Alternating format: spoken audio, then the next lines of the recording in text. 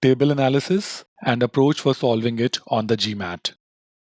Step 1 is to carefully understand the broad information given in the table. You need to understand the data presented in each column. At this stage, you do not have to delve into the details. Please don't read all numbers given in the table. You just need to get the macro view about what the information in the table is about. Remember, you need to solve just one question based on a plethora of data presented, and therefore not every detail, not every number given to you in the table is important. For example, this is a table analysis question. Step 1 is to understand the nature of the data given here.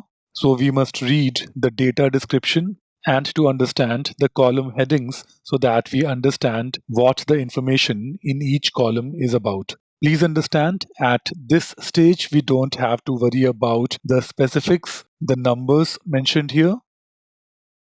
Step 2 is to carefully read the question stem and understand what exactly needs to be answered.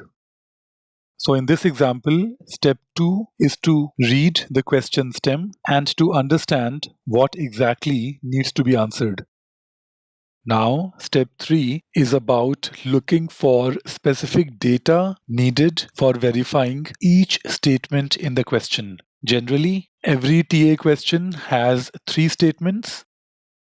These are the 3 statements in this question, and this is the stage where we need to figure out the exact data, the exact numbers needed from the table for verifying each of these 3 statements. For finding the specific data, you may want to see whether you want to sort the table for the relevant column. Please don't feel obliged to do so.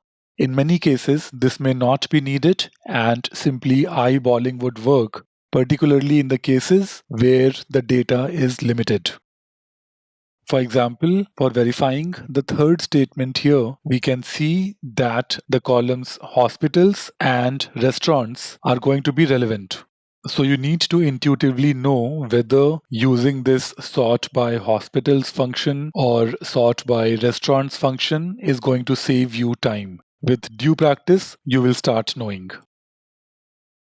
An important note here: if you are indulging into several calculations, you are missing something. See, the questions may require a little bit of calculations, even the use of calculator, but if you're doing a lot of hard work, you are missing something.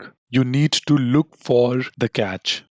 For example, if you are given 10 rows and you need to figure out that which row would have the maximum standard deviation, it does not mean that you have to start calculating the standard deviation. The catch here is that you need to simply eyeball and find the row in which the data is most scattered. Such a row would have the highest standard deviation.